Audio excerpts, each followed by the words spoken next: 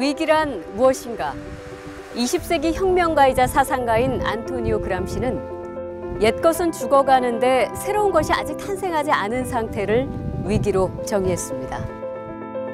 오늘날 대한민국은 변화를 열망하는 국민들이 있지만 그 열망을 담아낼 새 것이 없는 위기에 처해 있습니다. 이제 우리가 이야기할 어떻게 지역을 살릴 것인가 하는 문제는 곧 어떻게 대한민국을 살릴 것인가와 같은 질문입니다. 정답은 아직 없습니다. 하지만 더 나은 방법을 함께 고민하고 선택할 수 있는 기회가 이제 찾아왔습니다. 잠시 후에 뵙겠습니다.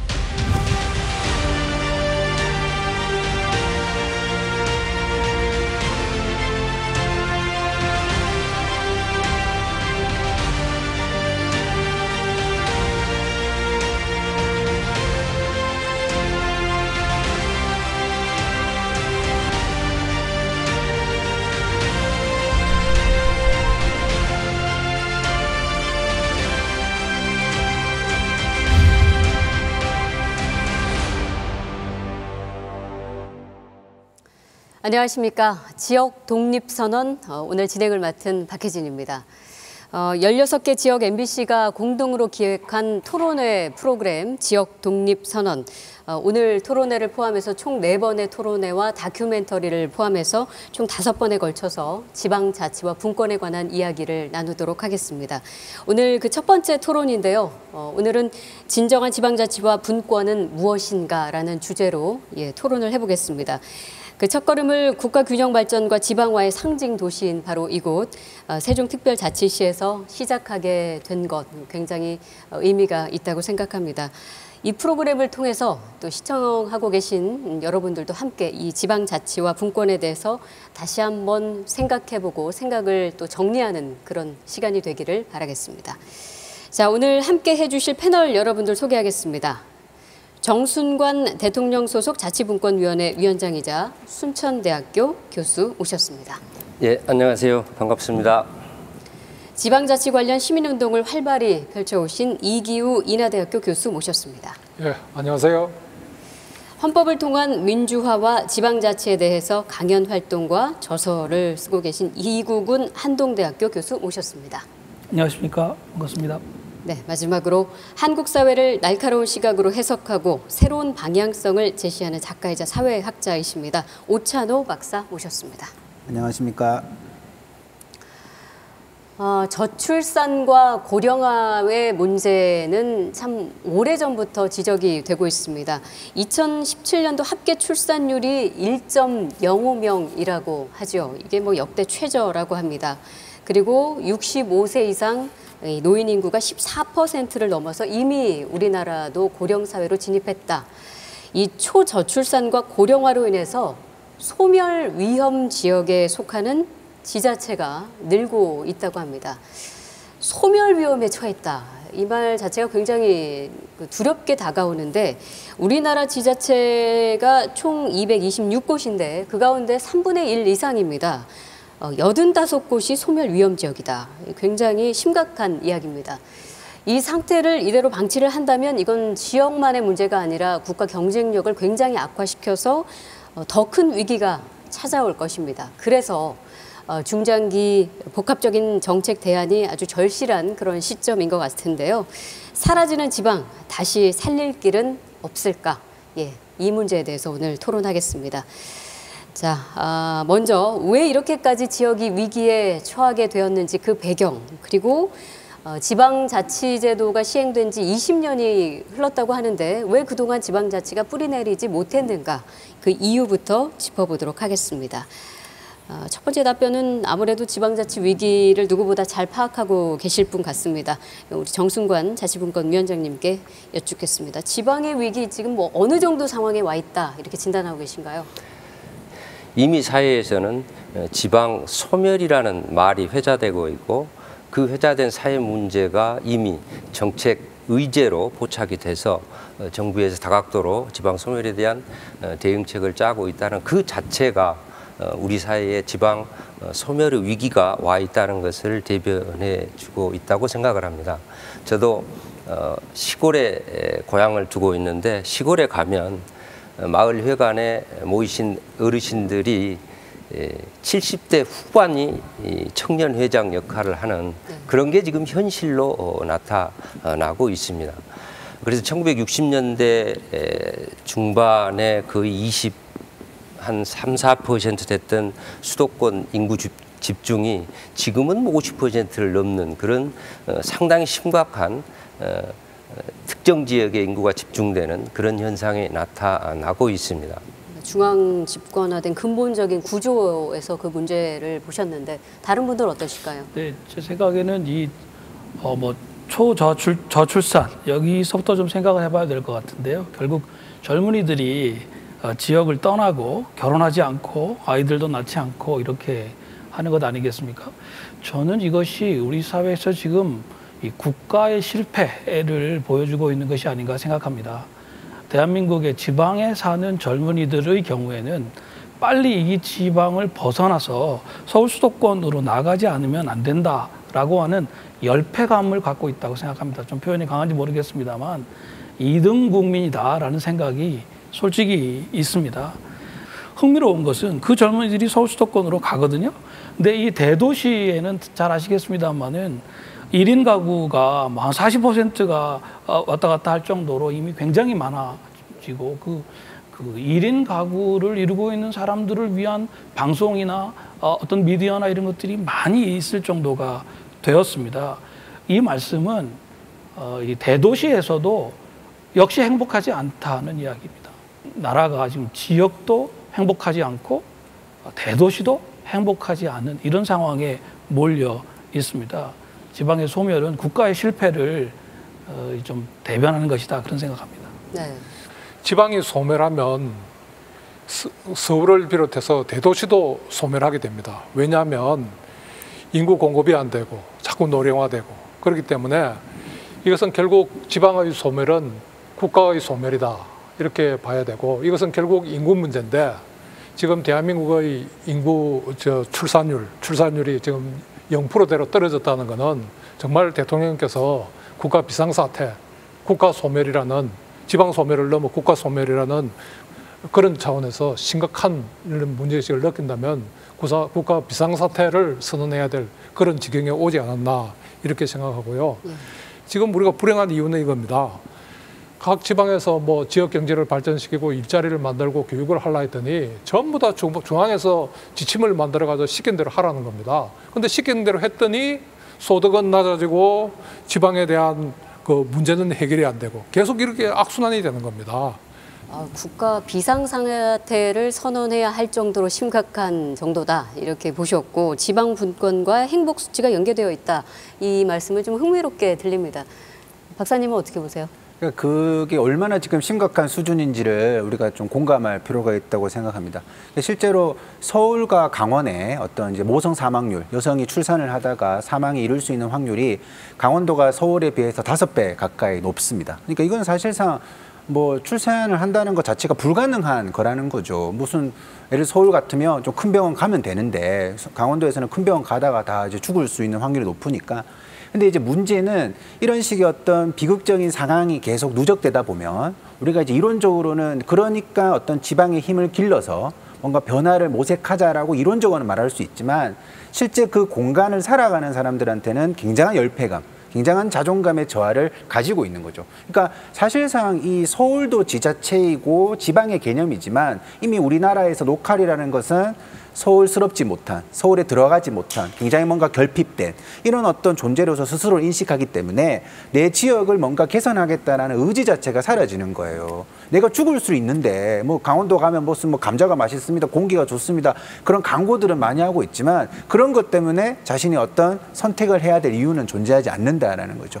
근데 이런 것이 얼마나 이제 지금 청소년들 사이에까지 퍼져 있느냐가 굉장히 중요한데, 제가 보통 이제 지방에 강연을 가보면 이 지방 친구들이 이제 그 중학생이나 고등학생들이 서울의 중고등학생들은 내가 이제 뭐 돈을 많이 못 벌어서 차별받을 수 있을 것 같아요. 혹은 내 외모 때문에 차별받을 것 같아요. 그런 어떤 하소연들을 많이 하는데, 이 지방에 가보면 내 고장, 내 고향, 내가 사는 지역, 내가 어떤 지역 출신이라는 이름 때문에 어딘가에서 차별받을 것 같다라는 응답을 굉장히 많이 합니다. 안타깝습니다. 네. 올해 새로운 지방자치와 지방 지역 분권에 대한 새로운 원년이 될 수 있을까요? 뭐 기대를 좀 하고 계신 분도 계실 거고, 이거 다시 후퇴하는 거 아니야 하는 우려의 목소리를 요즘 보이고 계신 분도 계신데, 지난 문재인 대통령의 개헌안을 살펴보면 지방 분권에 대한 부분도 많이 포함이 돼 있었습니다. 자, 왜 지방 분권, 이 토론과 논의를 지금 해야 하는 것인가? 왜 지금인가? 이 토론으로 이어가 보겠습니다.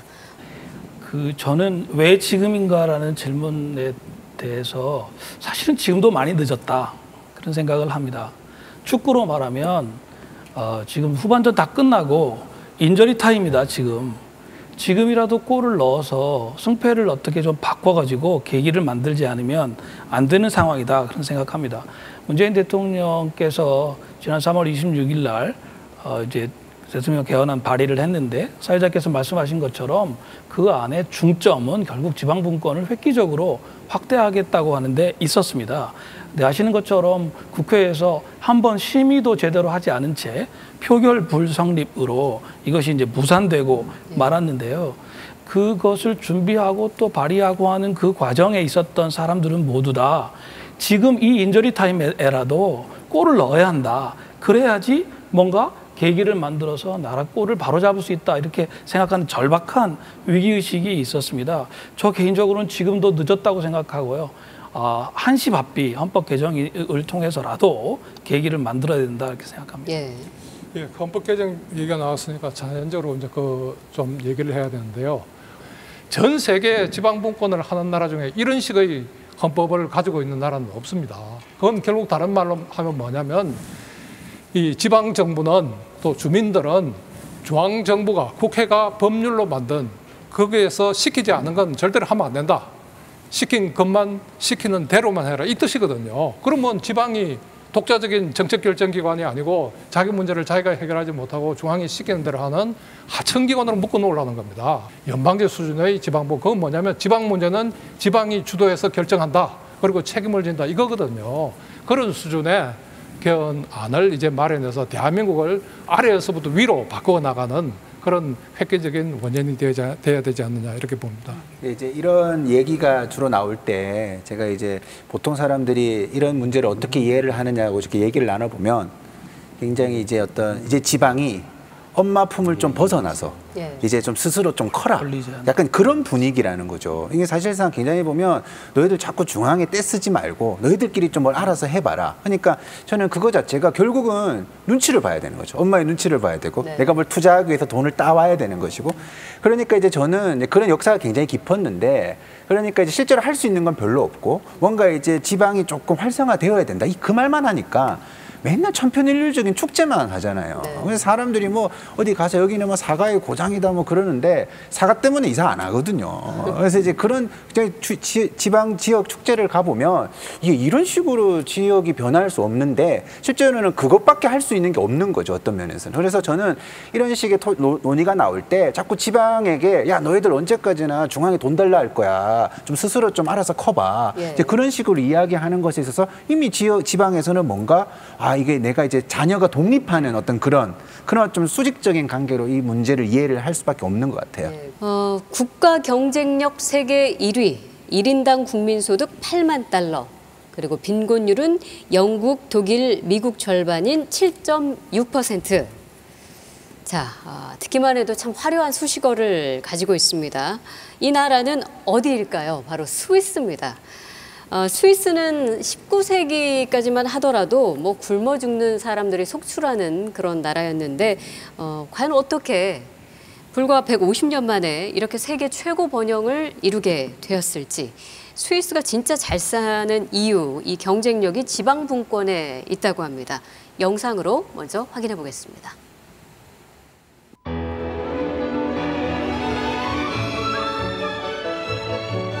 스위스 중동부에 위치한 작은 도시 글라루스입니다. 인구 4만 명의 세 개의 자치시를 가진 글라루스는 스위스의 26개 칸톤들 중 하나인데요. 세계에서 가장 완벽한 지방분권 국가로 꼽히는 스위스. 특히 이곳 글라루스엔 칸톤만의 자치권을 표현하는 특별한 제도가 있습니다. 세 개의 자치시 중 주도인 글라루스시에 위치한 칸톤 의회입니다. 우리나라로 치면 광역단체인 도청과 같은 개념이라 할 수 있겠네요. Also herzlich willkommen da im Glarner Rathaus. Ich möchte Ihnen zunächst mal das Parlamentszimmer zeigen. Folgen Sie mir nach. Es ist gleich da. 스위스의 모든 칸톤들은 국가정부와 별개로 독립된 의회와 법원을 갖고 있습니다. 칸톤이 독자적으로 법률을 제정하고 입법을 하는데 중앙정부의 간섭을 받지 않는다는 거죠. 물론 여기엔 재정자치와 조세권도 포함됩니다. 이러한 칸톤의 자치 권한은 스위스 연방헌법에 명확히 명시돼 있습니다. 글라루스도 독자적인 자치권을 보장받고 있죠. 그런데 이곳엔 주민 자치권을 표현하는 그들만의 특별한 투표 방식이 있습니다. Eben, das ist mein persönlicher Stimmrechtsausweis. Das ist die Berechtigung, dass ich an der Landsgemeinde stimmen kann. Hier sind alle Daten, meine Daten, und hier ist dann die Traktandenliste von der Landsgemeinde ist hinten drauf. Und das bekommt jeder Bürger jedes Jahr neu. 그렇습니다. 이 용지는 1년에 한 번 글라루스에서 열리는 대대적인 주민총회, 란츠게마인데에 쓰이는 주민 투표권입니다. 여기엔 총회가 열리는 날짜와 그에 상정되는 안건들이 빼곡히 적혀 있는데요. 올해 안건은 새 임기의 주지사를 뽑는 선거가 있었고요. 사법부의 판사와 검사도 주민들의 의사결정으로 선출됐습니다. 그리고 헌법을 개정하고 새로운 법률을 제정하는 일, 거기다 세율을 조정하고 결정하는 것까지 칸톤 정부가 하는 주요 정책들이 바로 이 란츠게마인데를 통해 결정되는 겁니다. 란츠게마인데는 스위스 직접 민주주의를 표현하는 가장 오래되고도 단순한 투표 방식입니다. 1231년 칸톤 우리에서 처음 시작됐고요. 1387년부터 스위스의 대부분의 칸톤에서 이루어졌죠. 그러다 1848년 스위스 연방국가가 탄생하고 란츠게마인데는 8개의 칸톤에서 그 전통을 계속 이어갔습니다. 그러다 인구 증가와 효율성 등의 이유로 지금은 대부분 사라지고 글라루스와 아펜젤 이너로든 현재 두 곳의 칸톤에만 남아 있습니다.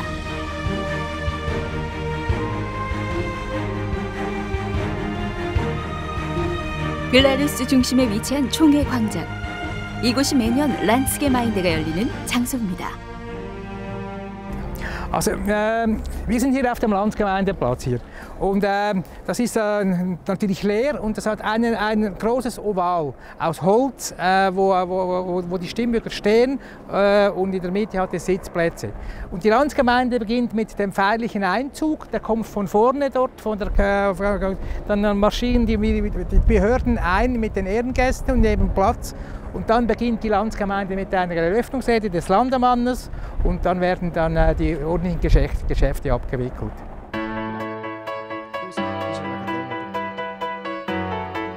글라루스에서 란츠게마인데는 해마다 열리는 정기 행사입니다.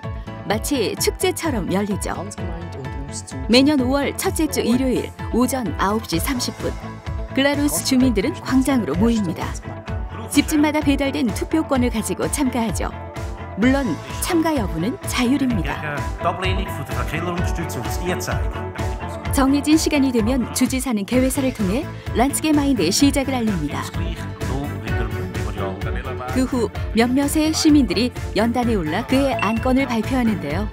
이들은 직접 안건을 만들고 상정한 시민 제안자들입니다.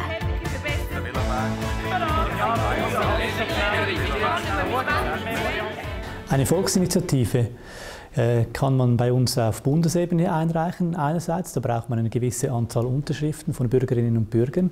Im Kanton Glarus ist es aber so, dass wir den sogenannten Memorialsantrag kennen. Also da kann ein einziger Bürger oder eine einzige Bürgerin mit einer Unterschrift auf dem Papier eine Volksinitiative im Prinzip einreichen. Und über dieses Anliegen, das der Bürger oder die Bürgerin hat, wird dann an der Landsgemeinde diskutiert. Eine einzelne Person bei uns im Kanton Glarus.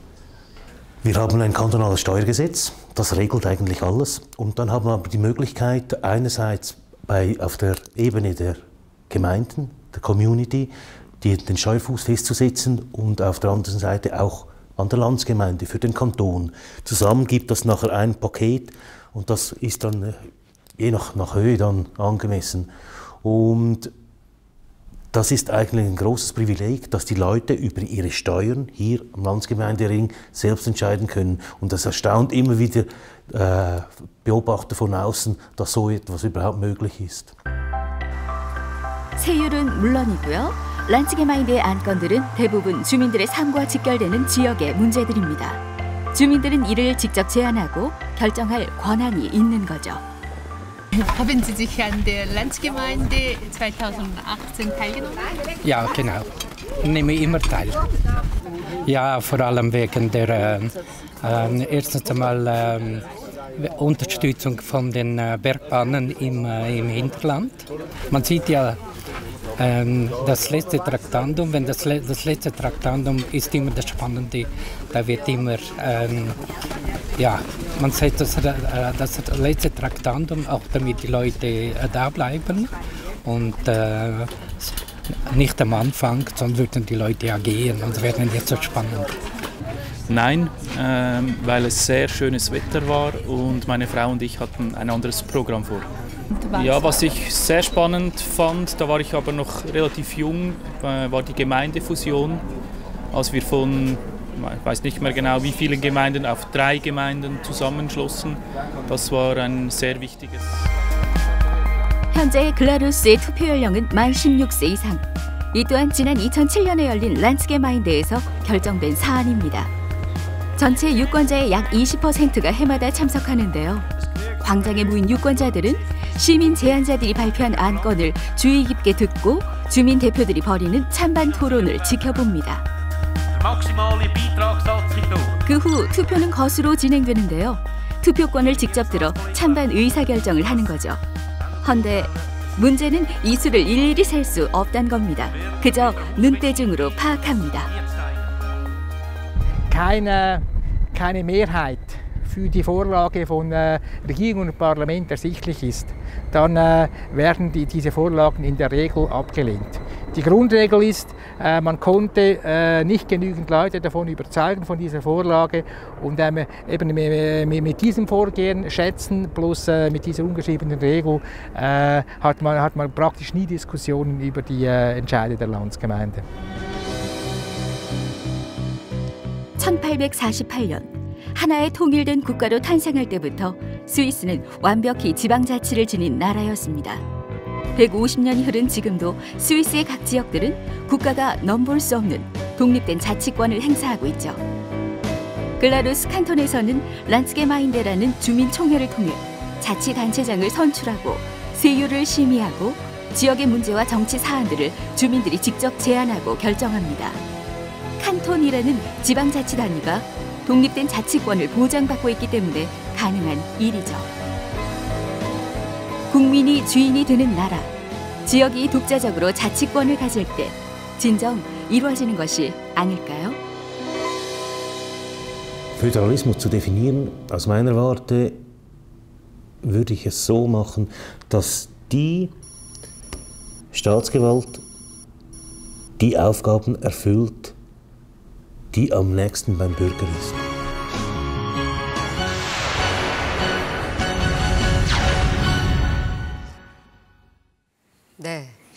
이제까지 우리가 경험을 해왔던 자치와는 아주 차원이 다른 그런 자치의 놀라운 현장을 여러분 함께 지켜보셨습니다.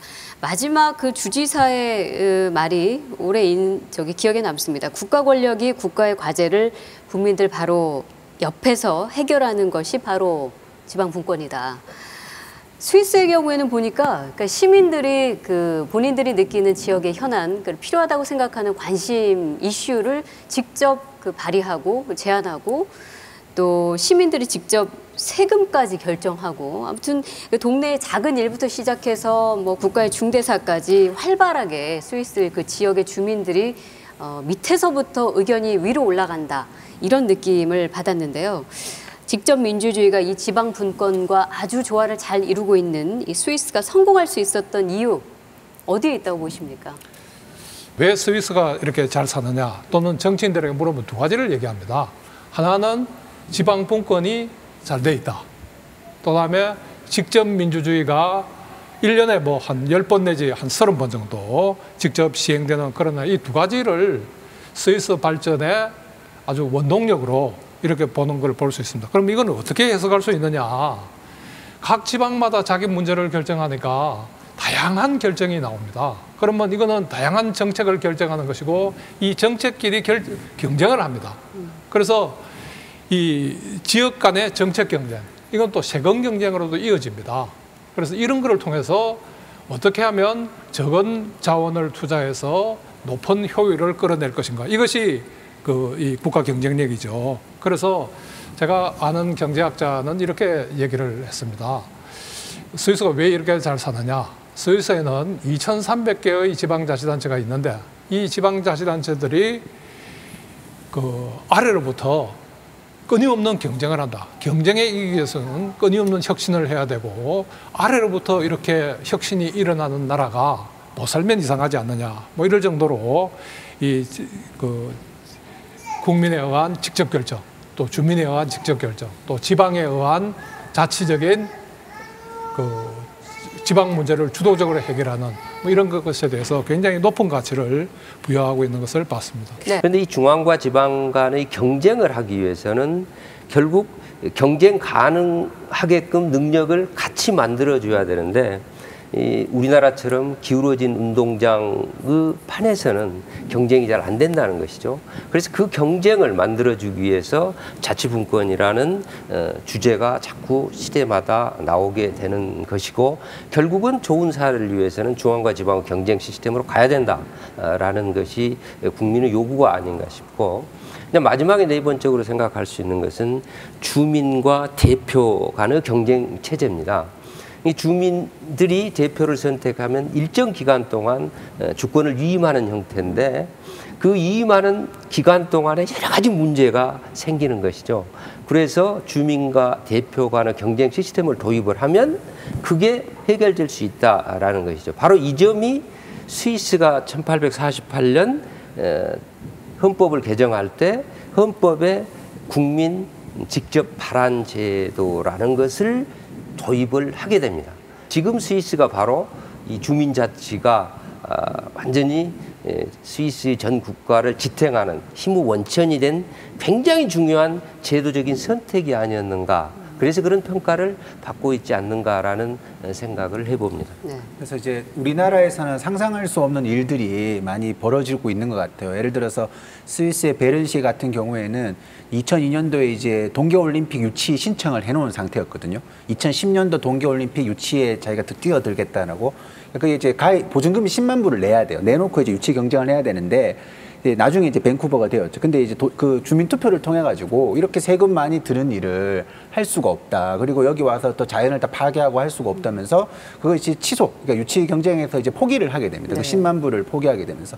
저는 이 지점을 보면서 이게 만약에 이제 우리나라였으면 어떤 일이 벌어졌을까? 저는 이제 우리나라 지자체가 국제 대회 스포츠 유치하기 위해서 혈안이 되어 있는 것도 정말 이 현실이 정말 비극적이라는 걸 보여주는데 만약에 평창에서 그런 이제 올림픽을 여는데 주민들이 이건 좀 문제가 많다 이런 식으로 했을 때 다른 지역 사람들이, 서울 사람들이 도대체 국가에 무슨 망신을 주려고 너희들 주제에 올림픽이나 제대로 열 생각이나 하지. 국가주의적 관점에서. 그렇게 볼 가능성이 매우 크다라는 것이죠. 그래서 저는 이런 걸 보면 야, 이게 어떤 사회에서는 우리가 직접 민주주의 안에 들어가면서 사실상 올림픽도 우리의 선택에 따라서 하고 안 하는 것이야. 그러니까 사실상 한국에 살면서는 그런 생각을 한 번도 해본 적이 없거든요. 그래서 사실상 내가 그 일상을 살면서 정말 내가 민주 시민으로서 뭐 생동감 있게 살아간다고 해야 될까? 그것을 일상적으로 느끼게 되니까 또 공부를 많이 하게 되고, 그러니까 계속 선순환이 이루어지게 되는 그런 효과를 좀 볼 수 있는 것 같아요. 그러니까 결국 스위스가 보여주는 것은 민주주의를 제일 잘할 수 있는 방법이 뭐냐. 결국은 스스로 생각하고 스스로 결정하고 스스로 책임지게 하는 것이다. 아주 그 단순한 논리가 아닌가 생각합니다. 사실 근데 저는 그 스위스가 어떻게 왜 성공했느냐를 분석하는 것도 의미가 있지만 우리가 어떻게 하면 스위스인들이 저 원칙을 실현하고 있는 것을 좀 가져올 수 있겠는가, 이 관점에서 얘기를 할 필요가 있다고 봅니다. 저는 지난 그 2016년, 17년을 거치면서 촛불 혁명이라고도 부르는 촛불 집회를 통해서 우리 국민들이 국가의 헌정의 위기가 닥쳤을 때 누가 시킨 것도 아닌데 스스로 촛불을 들고 나아가가지고 결국 정상적인 헌법 절차를 거쳐서, 다시 말씀드리면 대통령 탄핵안을 국회가 통과시키고 헌법재판소가 대통령을 탄핵하고 그리고 나서 불과 2달 만에 새로운 대통령을 뽑는 선거를 치르는 이 과정을 거쳤거든요. 우리 국민국가 단위에서 보면 사실은 스위스의 지방분권을 칭송받는 것처럼 우리 그 헌정에서 촛불 집회 같은 형태의 대중민주주의가 다른 나라로부터 칭송받는 측면이 대단히 많이 있습니다. 근데 지금 우리한테 필요한 것은 제도를 바꾸어서 국민들이 스스로 생각하고 스스로 결정하고 스스로 책임질 수 있는 그 정치 방식을 가까운 단위에서 할 수 있도록 하면 저는 우리 국민들이 능히 이 일을 해낼 수 있을 거라고 생각하고요. 앞서서 우리 이규 교수님 말씀하신 대로 지방자치, 지방분권은 이 자치체들 사이에 경쟁의 효과가 있기 때문에 예를 들어 전라도 순천에서 이걸 잘한다. 그러면 우리나라 사람들은 금방 그걸 보고 좋은 것을 가져와서 따라서 하거든요. 저는 이건 제도의 문제다. 어떻게 하면 스위스인들이 하는 거를 우리가 해낼 수 있을까? 우리가 왜 못하냐? 이렇게 좀 적극적으로 접근할 필요가 있다고 생각합니다. 굉장히 좋은 관점인데요. 이게 스위스에서도 항상 학자들이 연구하고 또 외국에서도 연구하는 마지막 질문이 이겁니다. 이거 다른 나라에 수입할 수 있을까? 제일 많이 제기하는 문제가 스위스나 독일 같은 데는 지방분권 전통이 많기 때문에 거기서는 가능하죠. 우리는 지방분권 전통이 없다. 그래서 우리는 도입될 수 없다. 이런 문제를 제기를 해요. 그래서 저는 그렇게 대답을 했습니다. 그러면 우리나라에 민주주의를 언제 해봤냐? 그럼 민주주의도 하면 안 되지 않느냐? 그리고 우리가 언제 자동차를 타보고 언제 뭐 BT, IT 뭐 이런 거 해봤냐? 그럼 뭐 우리는 그런 것도 하면 안 되지 않느냐? 이거는 우리가 BT나 IT, 컴퓨터와 같이 어떤 사회를 경영하는 어떤 발명품입니다. 그렇다면 그것이 우리한테 필요하면 도입을 해서 시행하다 보면 거기에 문화도 형성되고 또 의식도 바뀌고 이렇게 되는 겁니다. 그렇기 때문에 이거를 정말 어디서 잘 되는 제도, 우리 학습 능력이 굉장히 높아요. 잘 되는 거 보고 가만 못 있어요. 그러면 우리가 도입을 해서 우리 걸 만들어 나가는 이런 노력이 굉장히 필요하지 않나 이래 봅니다. 네, 아까 그 영상에서 보셨지만 스위스의 지자체 경우에는 행정 입법, 그 외에도 조세권까지 갖는다고 하죠. 근데 이국은 교수님께서 뭐 그런 말씀하신 적이 있더라고요. 입법권이 국가 단위에서만 행사되어야 한다는 것은 전체주의적인 생각이다. 어떤 취지에서 그 말씀하셨습니까? 자꾸 헌법 얘기를 하게 됩니다만은 우리나라는 지금 1948년도에 헌법 만든 이래 중앙 행정부의 장관이 만드는 행정명령에 그 각 지역에 민주적으로 선출된 의회가 만든 조례가 모순이 되면 조례가 무효가 되는 이런 체제를 취해오고 있습니다. 그러니까 이 교수님 말씀하신 대로 각 지역이 로컬 날리지에 기반해가지고 민주적으로 대표를 선출해서 정한 규칙이 있는데 그 규칙이 중앙에 있는 장관 한 사람의 생각과 반대가 되면 무효가 되는 체제를 만들고 있다는 거죠. 그러니까 이렇게 돼가지고는 자치를 하고 싶어도 할 수가 없다. 스위스를 조금 스위스가 100이면 10이나 15이라도 따라가려고 해도 아예 출발 자체가 안 되고 있다. 저는 그런 생각이고요. 네. 그렇기 때문에 헌법 개정을 통해서 이 부분은 빨리 좀 바꿔야 된다는 말씀을 드리는 겁니다. 자, 지방자치의 모범 국가로 저희가 스위스의 그 현황을 지금 지켜봤고 또 이야기를 하고 있지만 이제는 스위스뿐만 아니라 많은 나라들이 이 지방자치를 국가 성장의 원동력이라고 보고 있습니다. 이제 범위를 조금 더 넓혀서 다른 지방자치 선진국들의 이야기를 좀 해봤으면 하는데요. 어느 분부터 시작하시겠습니까? 대부분의 나라들은 우리가 지난 70년 해온 것처럼 먼저 중앙을 강력하게 만드는 중앙 집권 국가를 만들었고요. 그중에 제일 선두에 섰던 나라는 단연 프랑스입니다. 아시는 것처럼 프랑스는 절대주의 왕정을 했던 나라이고요. 짐이 곧 국가다 이런 이제 말을 루이 14세가 했다고 하는데 왕 한 사람의 결정에 모든 것을 맡기는 그런 식의 나라도 이끌었던 나라입니다. 1960년대 말에 이르러서 드골 대통령부터 이렇게 해서는 프랑스의 미래가 없다라고 생각해서 국민투표도 몇 번 실패한 적도 있습니다만 그 뒤에 2000년대에 들어와서 드디어 약 한 40년 정도의 논의가 축적이 되어서 헌법 개정을 했습니다. 저희가 이번에 대통령 헌법 개정안에 1조 3항에 대한민국은 지방분권을 지향한다 이렇게 이제 넣었는데 아예 프랑스 헌법은 프랑스는 지방분권 국가다 이렇게 선언을 했습니다. 예. 사실 이것은 프랑스가 그 이전에 약 250년 이제 왕정 시대까지 합하면 한 400년 동안 해왔던 절대적인 중앙 집권주의로는 더 이상 살아남을 수 없다라는 어떤 국가적인 선택을 한 것이고 헌정사의 물줄기를 바꾼 것이라고 생각하거든요. 네. 저는 우리도 이제 앞서 말씀드린 대로 인저리 타임에 왔으니까 빨리 헌정사의 방향을 바꾸는 결단이 필요하다 이제 그런 생각합니다. 이걸 다른 나라 사례를 몇 가지 좀 들면요. 예. 그 유럽에서 유럽 지방자치 헌장을 만들어 가지고 어느 정도 수준의 지방분권을 안 하면 EU 공동체에 못 들어오게 지금 그렇게 막아놓고 있습니다. 그렇기 때문에 유럽에서 이 정도 수준의 지방분권 해라 이렇게 요구하고 있는 거고요.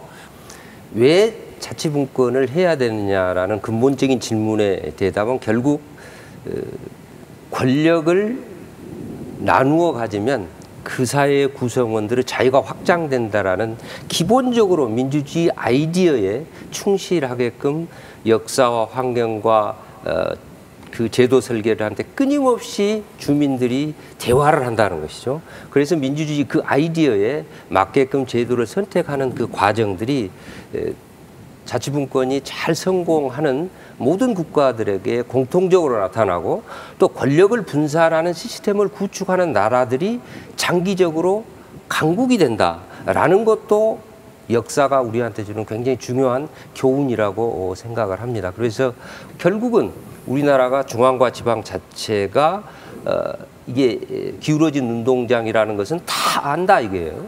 그러면 그 민주주의 아이디어에 그게 맞느냐? 그 질문을 하면 맞지 않다라는 것도 명확한 사실이에요. 그러면 그렇게 만들어보자. 그런 제도를 충분히 추진할 수 있는 가치가 있는 문제다라고 저는 생각을 하고 있습니다.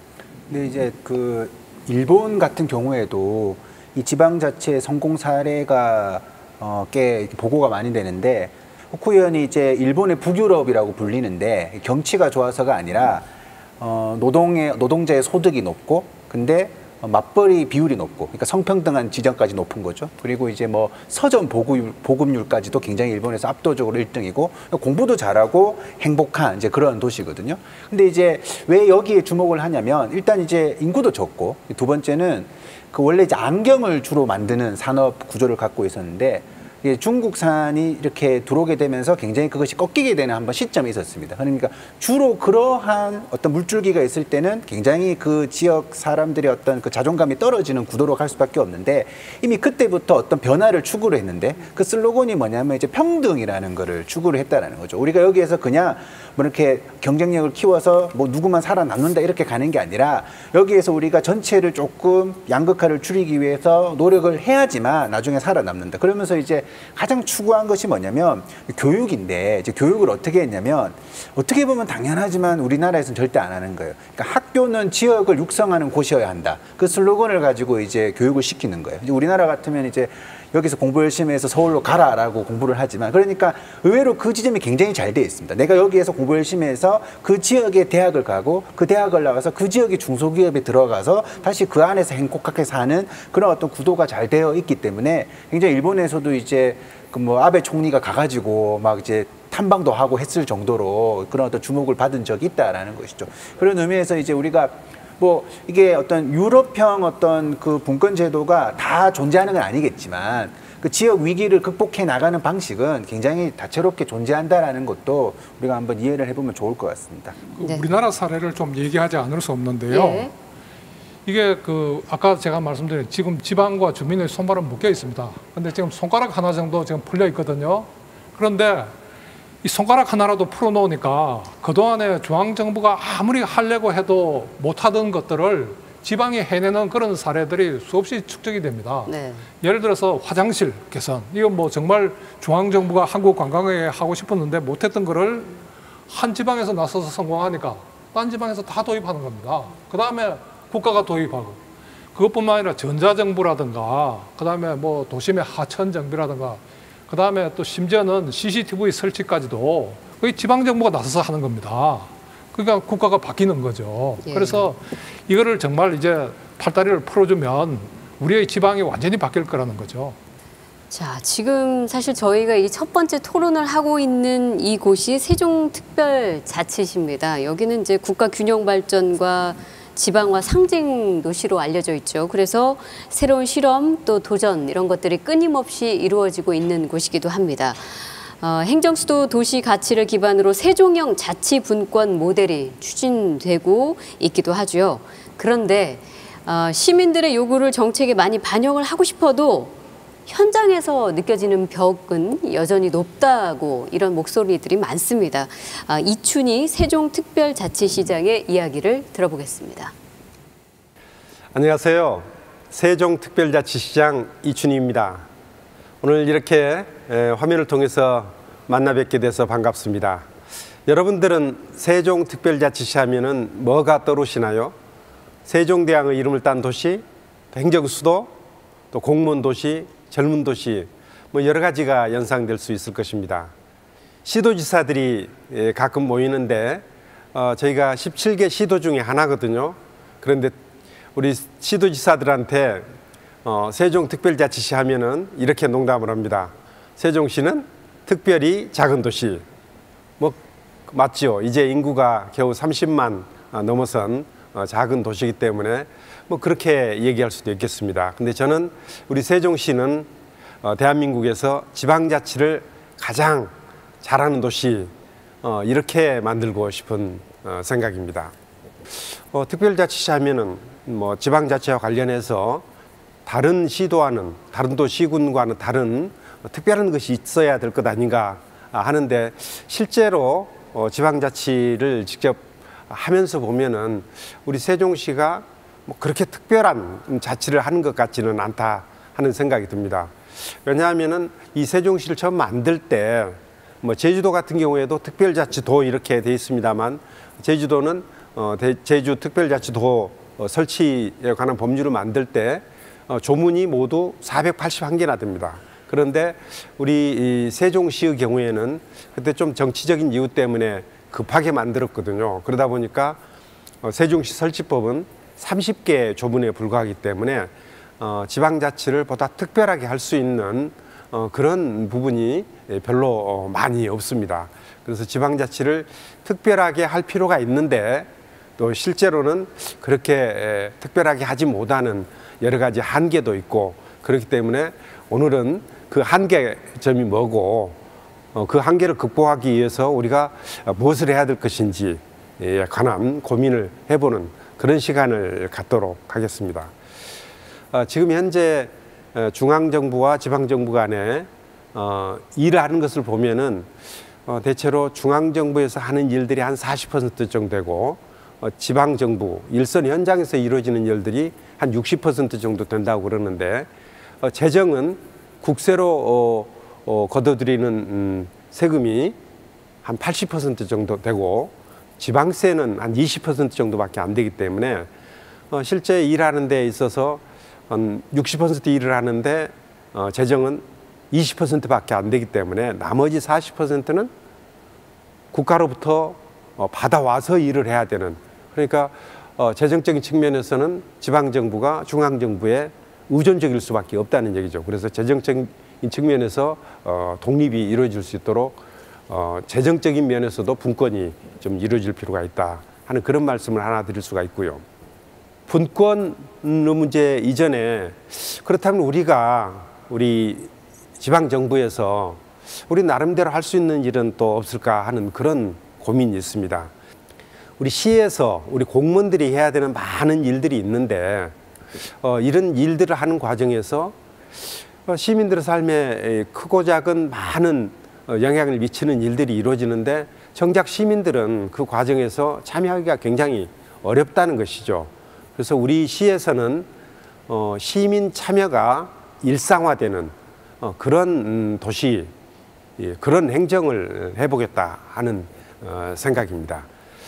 예를 들자면은 시에 시민들의 의견을 듣기 위해서 여러 가지 위원회라든지 이런 것들이 많이 만들어져 있습니다.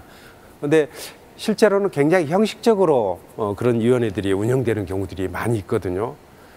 시장이나 공무원들이 어떤 정책을 결정한 다음에 시민들에게 설명을 하고 집행하는 그런 방식의 행정을 하지 말고 앞으로는 크고 작은 의사결정을 할 때 의사결정을 하기 전에 시민들이 직접 참여해서 의견도 개진하고 토론도 하고 그래서 어떤 정책 결정이 이루어지면은 그 다음에 이제 집행을 해 나가는 그런 방식. 그래서 정책 결정 전에 시민들이 참여하도록 하자 하는 것이 이제 시민주권특별자치시가 추구하는 제일 첫 번째 일입니다. 또 하나의 일은 지금 직접 하고 있는 일들 중에 상당히 많은 일들은 주민들께 의사결정 자체를 맡겨도 괜찮은 일들이 많이 있다고 생각합니다. 특히 마을 단위에서 이루어지는 소규모 지역 수건 사업 같은 것들, 또 주민자치 활동이라든지 이런 것들은 마을 단위에서 충분히 할 수 있는 일인데 그런 일들을 일일이 시장이나 우리 시청 공무원들이 관여하는 방식으로 일할 필요가 있겠느냐. 재정적인 측면에서도 그 마을에 국한된 일들을 하는 예산들은 자치분권 특별회계를 만들어서 그 마을에서 직접 결정해서 집행하도록 만드는 그런 일들을 한번 해보자는 것이죠.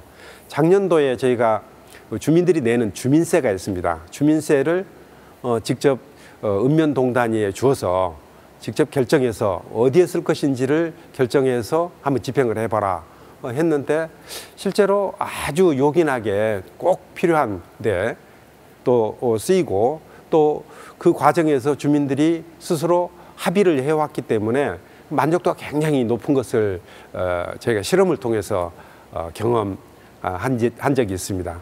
저는 좀 더 자신감을 가지고 금년에는 우리 주민세에다가 주민세에 상당하는 만큼의 예산을 더 얹어서 그 지역사회 마을 단위로 쓸 수 있는 예산들을 지역 주민들이 직접 결정하도록 하는 마을 민주주의를 직접 실행해 보고자 합니다. 과감하게 읍면 동장 중에서 일부를 개방형으로 해서 시민들 중에서도 제가 읍면 동장 한번 해보겠다 하는 사람들이 있으면은 공무원들과 경쟁을 해서 할 수 있도록 하는 그런 것까지 한번 해볼 생각입니다. 그래서 마을 단위로 조직, 인사, 입법, 또 계획, 재정 이런 면에서 어느 정도 권한을 행사할 수 있는 마을 민주주의를 한번 제대로 해보겠다 하는 그런 것을 좀 적극적으로 추진해 보고자 합니다. 우리 시 자체적으로도 우리 자치분권 차원에서 우리가 스스로 할 수 있는 일들을 발굴해내서 모두 한 47가지 정도 일들을 좀 추진해 나가고 있는데 그중에 대표적인 것을 한 가지만 말씀드리면은 지금 정부에서 자치경찰제를 시범적으로 실시하겠다 해서 서울시하고 제주도 그리고 우리 세종시를 자치경찰제를 시범적으로 실시하는 곳으로 지금 계획을 해놓고 있습니다. 저는 이렇게 우리 시민주권특별자치시 행정수도 세종을 만들어 가고자 하는 뜻이 아주 강력한 뜻이 있습니다만 저는 이 일이 성공적으로 추진되기 위해서는 무엇보다도 시민 여러분들께서 관심을 가지고 또 적극적으로 참여해 주실 때 이 일이 성공적으로 추진될 수 있지 않을까 이렇게 생각을 합니다. 저는 무엇보다도 시민들의 이 참여를 어떻게 하면은 활성화할 것인지에 관한 고민을 좀 앞으로도 할 것이고요. 그것을 뒷받침하기 위해서 이제 조례도 제정하고 뭐 여러 가지 기구도 좀 만들어 나갈 생각입니다. 소위 이 시민주권회의라는 이름으로 시민들이 시정 참여를 할 수 있는 길을 적극적으로 열어놓을 생각이고요.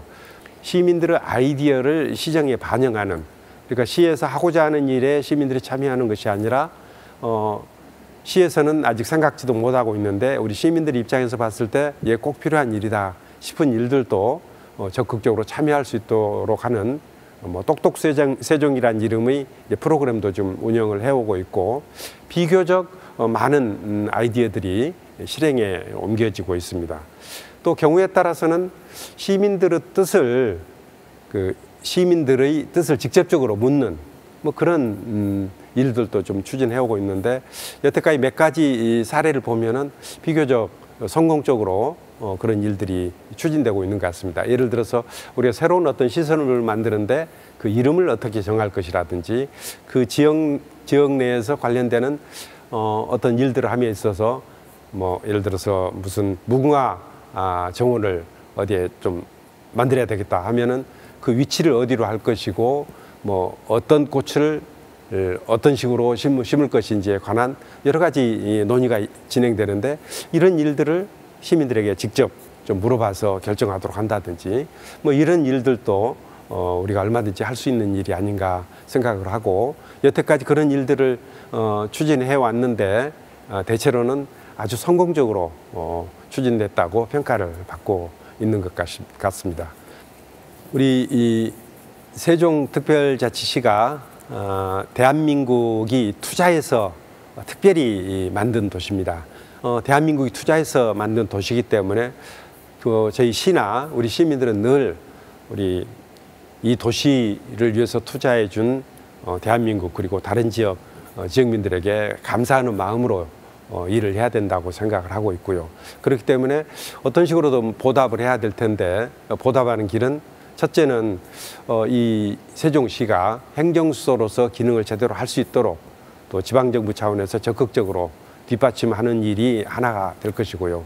또 하나는 국가 균형 발전과 지방자치 또 지방화의 모범도시로 만들어 감으로써 이 도시를 건설한 목적을 전국적으로 전파하는, 그래서 이 도시에서 여러 가지 모범 사례들을 만들어 내므로써 이 모범 사례가 전국적으로 전파한다면 그 역시 우리 시가 또 대한민국을 위해서 또 다른 지역을 위해서 봉사하는 길이 아니겠는가 생각을 합니다.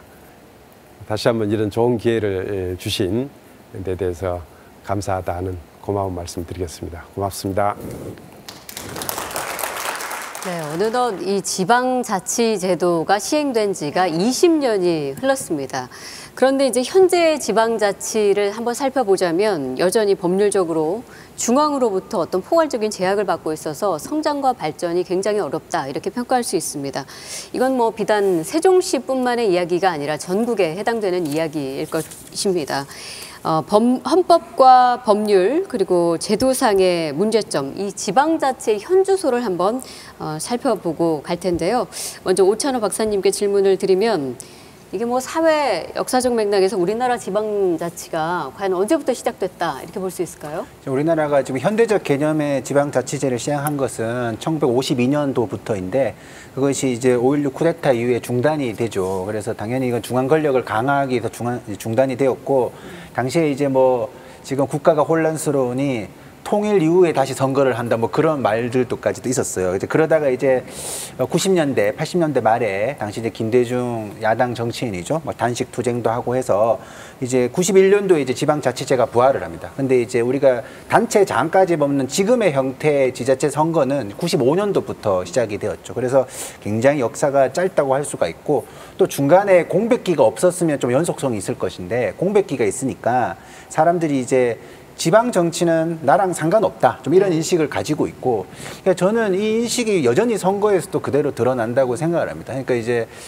교수님들은 아니라고 생각을 제가 믿지만 제가 여기 오면서 제가 저번 선거 때 우리 구청장과 구의원을 내가 누가 뽑았지? 이름이 전혀 기억이 나지 않는 거예요. 그래서 이제 여기서 굉장히 중요한 게 있는데 그럼 제가 그때 누구한테 투표를 했느냐라고 생각을 해보니까 제 기준이 뭐냐면 그 중앙에 어떤 패러다임에 내가 힘을 실어주겠다. 그러니까 내가 이미 어떤 지방자치에서 활동하는 사람의 그 역량을 되게 부속품처럼 바라보고 있는 거예요. 제 스스로도 사실상. 그 정도로 이제 여전히 존재는 하고 변화하고 있지만 제가 볼 때는 가독이라고 하기에도 아직은 조금 이해가 많이 낮은 편 아닌가라고 생각합니다. 예. 교수님들은 다 기억하세요? 모르죠. 네, 좀 덧붙여서 말씀드릴 게 한 가지가 있는데요. 저는 글쎄 그 나름의 곡절이 있었다고 생각합니다. 오 박사님께서 지금 우리 지방자치제의 역사에 대해서 말씀하셨는데 사실은 48년도에 재헌헌법을 만들 때 그 안에 지금 우리가 갖고 있는 헌법 조문하고 별로 다르지 않은 조문을 두었어요. 저는 그것을 이제 최소 지방자치라 그렇게 부르는데요. 그때 그렇게 한 이유는 그 나름의 이유가 있었다고 생각합니다. 국가 건설을 하기 위해서 또 경제 발전도 하고 또 당시에는 이념 갈등이 있고 곧 전쟁도 있었고 그렇기 때문에 그런데 제 생각에는 민주화를 하고 87년 헌법을 만들면서 그때 대통령 직선제를 내세워서 그걸 중심으로 민주화를 하다 보니까 민주화를 추진하는 세력이 이 지방자치야말로 민주화의 가장 중요한 동력이라는 생각을 제도적으로는 조금 놓쳤던 것이 아닌가 생각합니다. 앞서 오 박사님 말씀하신 대로 1987년도에 이 부활된 지방자치의 근거 조문, 현재의 헌법 조문이죠. 이것은 재헌헌법 조문하고 별로 다르지 않은 조문이 부활했습니다. 그러니까 헌법 조문 자체가 매우 제한되어 있었는데 그동안 그걸 안 했으니까 이걸 부활하기만 하면 지방자치가 당연히 될 것처럼 이렇게 생각을 했다고 하는 것이죠. 제가 오늘 여러 차례 헌법 개정 얘기를 말씀을 드립니다만은 이 최소 지방자치만 하도록 되어 있는 현재의 헌법 조문, 70년 묵은 헌법 조문을 손대지 않으면 안 된다. 그 말씀을 좀 드리기 위한 것이고요. 지금 많이 해보려고 해도 제도적으로 손발이 묶여 있는 측면이 있다고 생각합니다. 지방자치 제도가 발전 과정을 잠깐 보면요, 우리나라에 두 가지 특징이 있는데 하나는 지방자치라는 제도가 독재 권력을 견제할 수 있는 수단으로 자꾸 표출이 되어 왔고, 그다음에 중앙에서 지방자치 제도를 설계해왔다는 두 가지 특징이 있는데 이 두 가지 특징이 결합되다 보니까 이게 자꾸 민주적 통제 영역을 어떻게 확대할 것인가에 관심이 지방자치 초점이 맞춰져서 결국은 형식과 절차가 굉장히 중요하다라는 것으로 제도가 형성되는 면이 있어요. 그래서 지금 우리가 추진하려고 하는 중앙에서 지방자치단체로, 지방자치단체에서 주민으로 가는 진정으로 최종 지향점이 그런 제도 설계가 상당히 미흡하다라고 생각이 됩니다. 그래서 지금은 중앙이 지방에 내려다 준 것보다는 중앙과 지방자치단체의 권한과 재정을 주민들이 컨트롤할 수 있는 제도 설계가 매우 필요하다. 세종시장님께서 특별시장님께서 말씀해 주셨듯이 그렇게 최종 지향점으로 나가는 그런 제도 설계가 굉장히 필요한 시기다. 이렇게 생각을 해봅니다. 이게 20년이 좀 넘었는데도 불구하고 왜 뿌리내리지 못했느냐를 봤을 때 이 지점 그걸 내가 좀 설명을 할게요. 지금 우리의 지방자치가 이게 지방을 위한 논리로 발전이 되어 온 게 아니라 중앙 정치권의 권력 연장과 권력 확산을 위한 그런 어떤 종속적인 어떤 요소로 지방자치를 바라봐 왔던 겁니다. 그래서 최근에도 우리가 그 후보자 이름 기억 못하는 이유가 우리가 그런 노력을 안 하도록 만들고 있어요. 그래서 정당에 추천하는 사람, 이 정당 좋으니까 그냥 기계적으로 찍는 거죠. 그래서 우리의 지방 자체가 굉장히 왜곡이 되어 있다는 겁니다. 아까 스위스 얘기했지만 우리의 읍면보다 더 작은 그런 게 지방자치단체입니다. 기초지방자치단체입니다. 거기서 소방을 거기서 책임집니다. 교육을 책임집니다. 그게 치안을 책임집니다. 최소한 이것이 읍면 단위로 이루어지기 때문에 주민들이 내가 참여하면 우리 동네가 바뀐다는 걸 체험하는 겁니다. 곧 풀뿌리 민주주의를 이야기하는 부분인데 사실은 지방자치가 우리에게 어떤 이익이 있는가, 왜 좋은가에 대한 이해가 그동안 부족하지 않았나, 이 부분도 좀 지적을 할 수 있을 것 같습니다. 자, 기존의 법률과 제도 안에서 이 자치분권을 아주 활발하게 추진하는 지자체 두 곳 있죠. 제주특별자치도 그리고 지금 이곳 세종특별자치시입니다.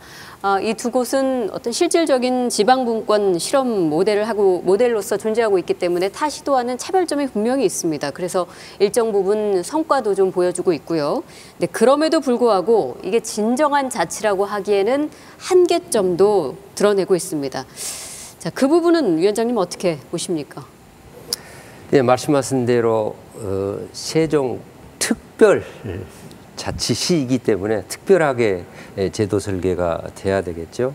아마 지금 문재인 정부에서도 제주특별자치도 하고 세종특별자치시는 자치분권의 모델 도시로 한번 육성하겠다라는 의지가 있어서 이미 국가균형발전위원회하고 저희 자치분권위원회 합동으로 제주 세종특별위원회를 구성을 해서 그분들이 지금 과연 무엇을 중앙에서는 어떤 권한을 줄 것인가, 또 어떤 재원을 줄 것인가, 스스로 어떤 정책 설계를 할 것인가를 끊임없이 지금 연구해서 우리 위원회 균형발전위원회 제안을 하고 있습니다. 그래서 상당 부분 가능한 한 적극적으로 반영을 하도록 그렇게 지금 대응을 하고 있고요. 최근에 들어와서 이제 시민 주권 특별시라는 것에 걸맞게끔 5개 권한을 읍면동에 주겠다라는 공약을 해서 너무나 반가운 것 같고 정말 모델 특별시처럼 주민들이 직접 결정하는 그런 특별시로 성장하기를 바라고 거기에 필요한 제도 설계나 이런 것은 적극적으로 지원을 하게끔 하겠습니다. 아까 언급하신 자치경찰도 내년도에는 세종시에 자치경찰 제도가 시범적으로 운영이 될 수 있도록 그렇게 적극 추진을 하고 있습니다. 말씀하신 5개의 권한은 어떤 건가요? 예, 마을 조직, 입법, 재정, 계획, 경제 이런 권한을 마을에 주겠다라는 것이 올라와 있어서 이것이 된다면 정말 주민들이 내가 살고 있는 마을의 중요한 정책을 마을 주민들이 참여해서 결정한다라는 그런 그 정책적인 것만 시행이 된다면 정말 주인의식이 있는 세종특별자치시가 되지 않을까. 우리가 지향하고 있는 자치 분권이 바로 최종 지향점이 거기에 있다라고 생각을 합니다. 제주도를 특별자치대로 할 때 그 노무현 대통령님의 그 구상이 전혀 실현되지 않았습니다. 그게 왜 실현되지 않았냐면 그 자치권을 부여하려니까 헌법에 어긋나서 못한다. 이렇게 해서 저 중앙 관료들이 벌떼같이 들고 있었습니다. 이 특별자치는 이탈리아라든지 스페인이라든지 프랑스라든지 이런 걸 하고 있는 나라들 가보면 의뢰의 그 헌법에다가 특별한 지위를 설정하고 권한을 설정하고 있습니다. 그것이 안 되면 그냥 말뿐입니다. 흉내만 내는 거고요. 단적인 예가 제주도에 지금 그 다른 데보다는 우리가 다른 데가 손가락만한 자치권을 가지고 있다면 그건 손바닥만 합니다. 그런데 법 조문이 얼마나 길어요. 대한민국에서 하면 제일 긴 법일 겁니다. 그만큼 무수한 노력을 하고도 실제로 자치하는 건 별로 없거든요. 그래서 제대로 하겠다면 헌법에 그것도 역시 헌법 문제다 이렇게 말씀드리겠습니다. 제가 볼 때는 제가 얼마 전에 이제 당진시에 한번 강의를 갔는데 당진시에 가니까 그 이제 당진시가 충남에서 이제 인구가 좀 늘어나고 있는 추세인데 그 슬로건이 뭐냐면 여성 친화 도시예요. 여성 친화 도시인데, 근데 그 슬로건을 지정해 나가는데 굉장히 이제 말 그대로 풀뿌리 민주주의죠. 그러니까 밑에서부터 우리가 어떤 것을 우리의 장점으로 내세워야 되느냐라고 얘기를 하면서 그런 조금 굉장히 시대적 패러다임에 대해서 긍정적으로 이렇게 묘사를 하고 있더라고요. 예. 그래서 그런 측면에서 우리가 진짜 이 어떤 지방자치라는 것이 어떤 효과를 내리고 있는 것까지도 살펴봐야 되는 것이고, 그냥 단순히 이제 어떤 외형이 갑자기 발전하고 어떤 이제 소득이 높아지고 그런 측면으로만 이제 판단을 해서는 이제 좀 한계가 있지 않을까 이렇게 생각합니다. 저는 제주하고 세종은 일종의 전선을 설정한 거다 그렇게 생각합니다. 여기서 뭔가를 잘 구현해내는 좋은 모범 사례가 생긴다고 기대하기에는 앞서 이기우 교수님 말씀하신 대로 우리 헌법이 좀 불비한 측면이 있기 때문에 자꾸 여러 가지 법적인 논쟁이 생길 수밖에 없고, 특별히 중앙 관료들과의 사이에 많은 충돌이 있을 수밖에 없습니다. 제주특별자치도에 관한 법률이 500조가 넘는 엄청나게 긴 법률이 된 것이 중앙 관료들과의 사이에서 예외를 계속해서 인정하려고 하다 보니까 그렇게 된 것이거든요. 저는 그럼에도 불구하고 이런 어떤 전선을 설정하는 것은 대단히 의미가 있다고 생각합니다.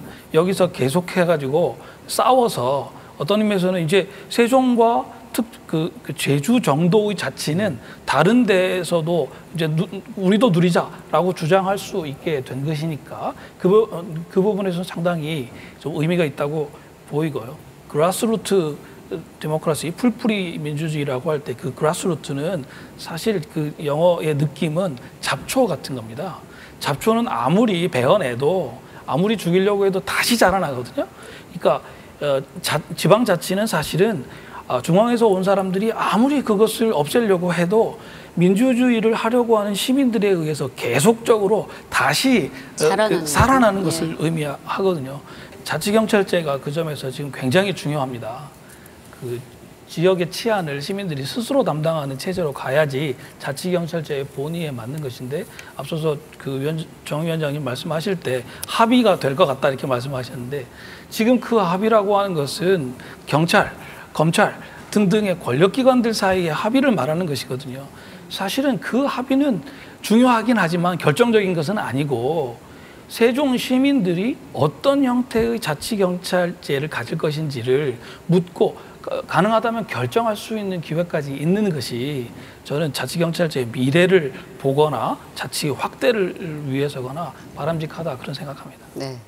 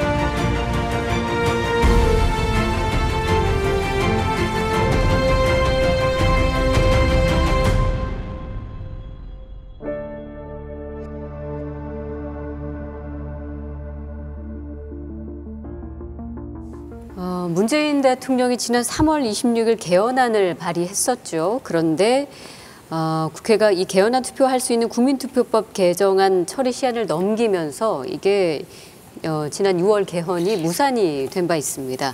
결국은 이게 폐기가 됐지만 또 그것을 토대로 이야기를 조금 더 확장시켜 보려고 하는데요.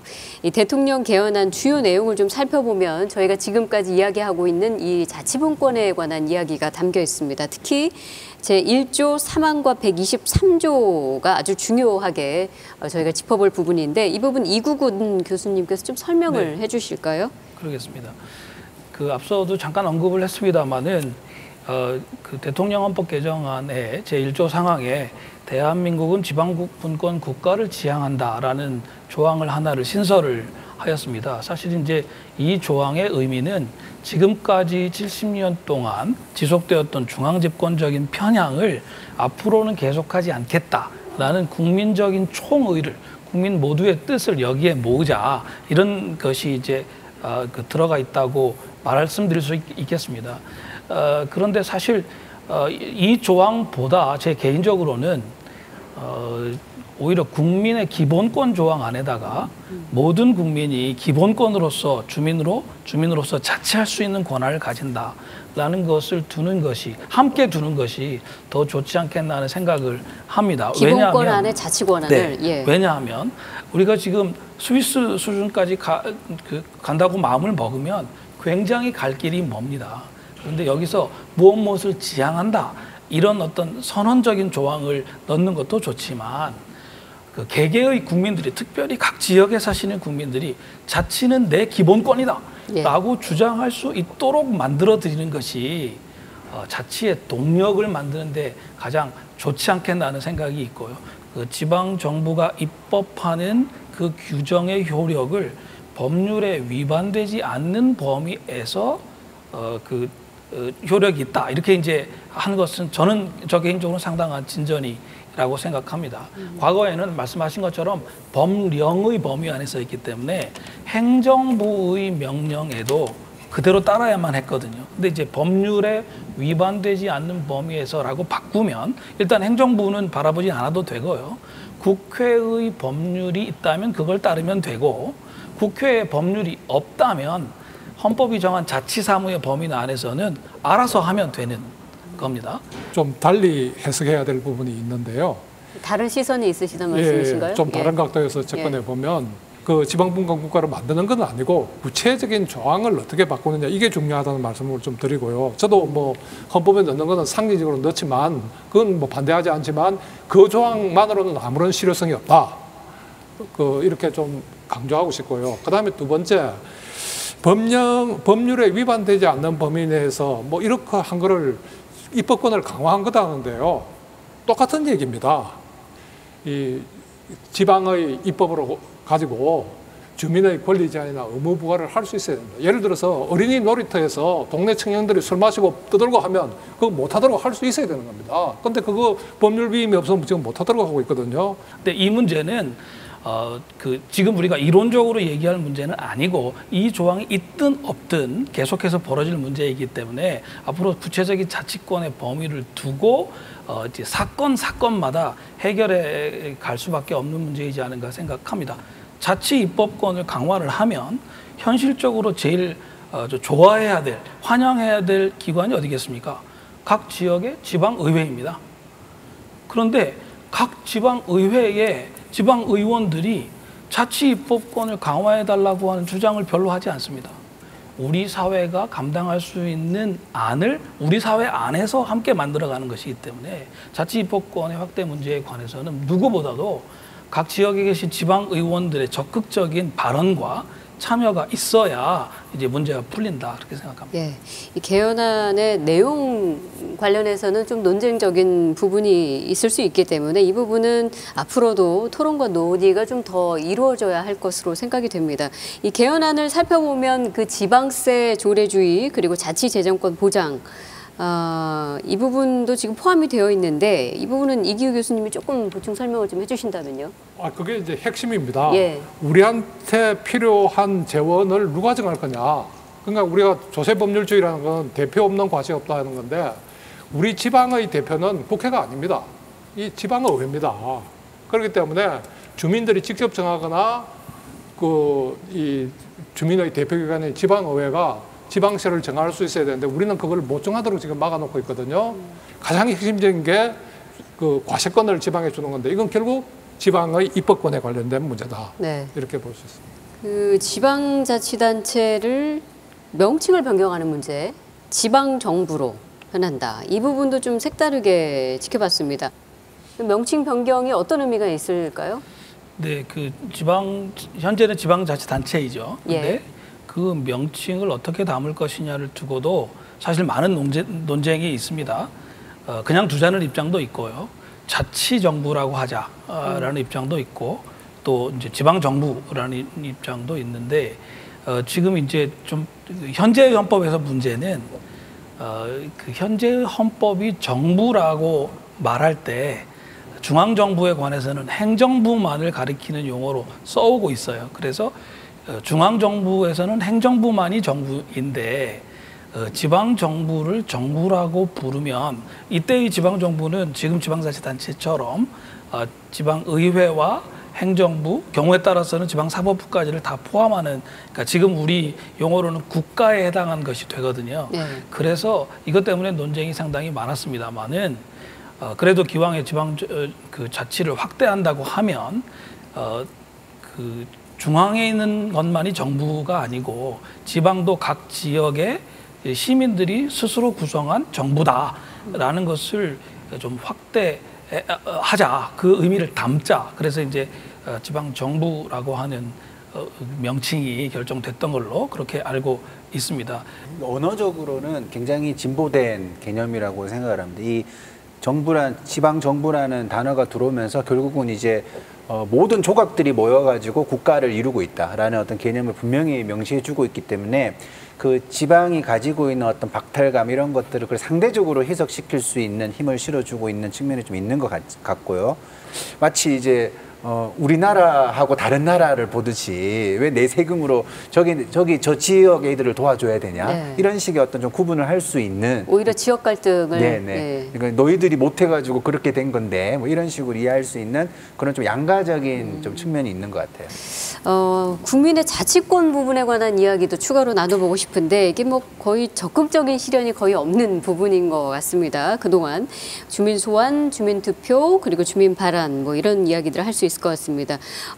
주민 발안의 우리 지금 자치분권 내에서 실행 가능성 어느 정도로 보시는지, 또 주민 발안을 강화해야 되는 이유 혹은 주민 자치권 강화 어떻게 우리가 가야 되는지 포괄해서 함께 이야기 나누겠습니다. 주민 발안제와 연결시켜서 적어도 우리나라에는 5대 참정권이 있지 않습니까? 주민 소환제, 주민 투표제, 주민 발안제, 그다음에 주민 소송제, 조례 제정 개폐 요구 청원제, 이런 5대 참정권 자체를 지금은 단위마다 조금씩 다르게 규정을 해놨는데 이게 너무 주민들이 접근하기에 어렵다, 요건이 너무 심하다라는 평가들이 있습니다. 또 한쪽에서는 또 그걸 너무 쉽게 해놓으면 너무 정적에 의해서 혼란이 온다라는 또 시각도 병존한 것이 사실이고, 그래서 이 부분은 기본적으로 지금보다는 조금 완화해야 되지 않겠느냐라는 일반적인 의견들이 있어서 이 부분들은 뭐 주민들이 쉽게 접근할 수 있고 주민과 대표가 아까 말씀드린 대로 경쟁 시스템을 일상화시키는 굉장히 중요한 요인이다라는 시각에서 보면 지금보다는 조금 요건을 낮게 그렇게 하는 것이 완화할 필요가 있다라는 생각에 그 접근 요건을 동의합니다. 저는 문 대통령의 개헌안에 이 주민 소환, 주민 투표, 주민 발안의 근거 조항들이 헌법 안에 들어가 있었습니다. 지금은 이제 없고요. 그냥 국회가 정해놓은 제도를 내가 이용한다라는 소비자적인 관점이 아니고 내 권리를 내가 실현하는 거니까 잘못되면 책임도 내가 지는 거다라고 생각할 수가 있게 되거든요. 그래서 전체적으로는 시민 주권이란 말보다는 주민 자치권이라는 기본권의 행사와 실현 또 책임으로 하나의 완결된 고리를 만들어 가야 이게 제도의 오용을 막을 수 있다, 이제 그런 생각입니다. 주민 자치권 실현의 원동력을 삼을 수 있는 건 이제 기본권으로 주민들이 받아들일 때 그 실현이 가능할 수 있다. 이제는 주민들에 대한 그 신뢰를 좀 더 하고 이 요건을 완화해서 실제로 활용할 수 있도록 그야말로 지방 문제를 주민들이 결정하고 주민들이 통제할 수 있는 시스템으로 거듭나야 되지 않느냐. 그래서 이게 국회의원들도 제가 많이 얘기를 했는데 하겠다 해놓고 벌써 추진을 안 해요. 그럼 뭐 이럴 때 정말 국민 발언권 이런 게 있으면 국민들이 발언해서 스스로 결정하는 이런 식으로도 해야지 국회에서 뭐 하겠다 했는데 안 해버리면 지금 방법이 없어요. 그래서 주민투표, 주민 소환, 주민 발언 이것은 국가적인 차원에도 지금 확대가 되어야 국회에 대한 불신을 극복하고 국회가 제대로 작동하도록 만들 수 있지 않느냐. 이 부분에 있어서는 이제 우리 정 위원장님과 이기우 교수님께서 주민 소환, 주민 투표, 주민 발언의 접근 요건이 너무 높아서 좀 완화를 해야 된다는 약간 같은 의견을 갖고 계신 것 같습니다. 오찬호 박사님은 그것이 과연 사회적으로 어떻게 잘 활용될 수 있냐 문제를 함께 봐야 된다고 생각을 하는데 저는 어떤 주민자치권을 강화하는 이런 방법이 뭐 어려운 것일 수도 있겠지만 굉장히 이제 이 많은 사람들이 귀찮아하는 거죠. 그러니까 저는 개인적으로 그게 막 제도가 어렵기 때문에 내가 거기에 배제되어 있다라고 생각하지 않고 그냥 뭐 내가 먹고 살기도 바쁜데 내가 지금 그런 것까지 할 시간이 있느냐라는 어떤 풍토가 더 크다고 생각합니다. 결국은 이 어떤 주민자치권을 강화하기 위해서 굉장히 우리가 흔히 말할 수 있는 어떤 삶의 질을 높일 수 있는 걸 함께 병행하지 못하면 사실 이거는 굉장히 그냥 제도만 민주적일 수밖에 없다는 것도 중요한 측면이 있고 또 우리가 이런 그러니까 제도만 굉장히 좋아지면 그것이 좋은 결과를 야기하느냐라고 생각을 했을 때 정교한 의미의 주민자치권은 아니지만 우리가 서울의 한 구에서 장애인 학교를 건립을 하는데 주민들이 공청회를 많이 열었잖아요. 근데 그때 막 오가는 대화가 자치 이런 말이에요. 우리 마을 내 주민들이 알아서 하겠다는데 사실상 우리가 이제 흔히 말해서 이 주민자치권을 강화하는 것도 결국은 가장 민주적인 결론을 내기 위한 가장 다양성을 인정해 줄 수 있는 결론으로 가기 위한 그 목적을 정해놓고 이제 이런 제도들이 필요하다라는 인식들이 좀 있으면 좋겠다. 근데 그거 없이 그냥 누구나 강력하게 주장할 수가 있고 다수결만 얻으면 그것이 진리다 뭐 이런 식으로 의견이 모아지면 말 그대로 진짜 집값 걱정한다고 누구나 누려야 될 교육적인 존엄성이 훼손당하는 이제 그런 일들도 발생할 수 있다라고 생각합니다. 주민자치권이 민주적인 결론을 내기 위한 그런 의미 있는 과정이어야 비로소 거기에 가치가 있다는 거죠. 우리가 이게 주민투표나 국민투표, 국민발언, 주민발언 이것이요. 정말 이 직접민주주의는 그 과정에서 국민들이 참여해서 공동체 문제를 함께 논의한다. 그 자체에 굉장히 큰 의미가 있다. 이렇게 봅니다. 자, 저희가 한 2시간 넘게 이렇게 열띤 토론을 이어왔는데요. 우리 패널 네 분께서 마지막으로 한 말씀씩 하시면서 오늘 첫 번째 토론을 좀 마무리를 할까 합니다. 네, 오늘 뭐 여러 가지 얘기를 하면서 이제는 좀 결론을 내야 될 때가 왔다는 생각이 듭니다. 그 문서 위에다가 몇 자 써가지고 바꾸는 그런 과정으로서의 헌법 개정이 아니라 그 과정에서 우리 국민들 뜻이 다 모여서 어디에 살든지 사람값은 같은 것 아니냐. 그 차원에서 자치분권을 제대로 해보자. 이렇게 좀 뜻이 모이는 과정이 되었으면 하는 말씀을 마지막으로 드립니다. 정 위원장님. 이제 자기 스스로 자기 지역 문제를 스스로 결정한다는 자기 결정권이라고 하는 굉장히 소중한 가치들에 대한 인식 공유가 돼서 그 인식이 정말로 정치 제도권에 강하게 전달되는 그런 인식의 공유 자리가 이번 토론회가 결정적인 계기가 됐으면 그런 바람입니다. 정말 많은 이해관계자들이 있는데 인내와 통찰이 꼭 필요하다. 그럼에도 불구하고 우리는 이기고 넘어가야 할 시기가 아닌가. 사회는 굉장히 변해 있는데 이제 정부가 국가 운영 체제가 답할 때라고 생각을 합니다. 이제 우리 국가와 우리 국민들이 이제 결론을 내야 됩니다. 지방의 위기는 곧 국가의 위기다. 지방의 소멸은 국가의 소멸을 가져올 것이다. 이런 위기감을 느끼고 이제 지방에서 다양한 문제 해결 방식, 지방 문제를 경제를 어떻게 발전시킬 것인가, 아니면 학교 문제를, 교육 문제를 어떻게 할 것인가, 치안 문제를 어떻게, 이런 것을 주민들이 스스로 나서서 방법을 찾아내고 그것을 주민들이 나서서 해결할 수 있는 체제, 그게 지방분권입니다.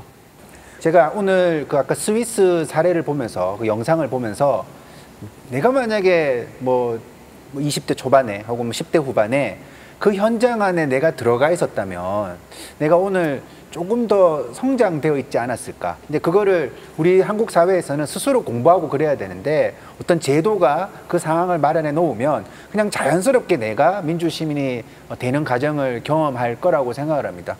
우리도 이제 그런 조금의 어떤 내가 사회를 만들어 나간다라는 경험을 구체적으로 할 수 있는 그런 좀 현실적인 제도를 바로 이 지방자치, 지방분권을 통해서 실현했으면 아주 좋을 것 같습니다. 네, 네 분의 패널분들 오늘 수고하셨고요. 고맙습니다. 자, 지방은 곧 국가입니다. 지방이 소멸하면 국가의 미래도 없습니다. 신성장 동력을 잃은 대한민국의 현실에서 분권과 그리고 균형, 이것은 시대적 과제이자 거스를 수 없는 흐름이기도 합니다. 그리고 또한 더 이상 미룰 수가 없는 현안이기도 하죠.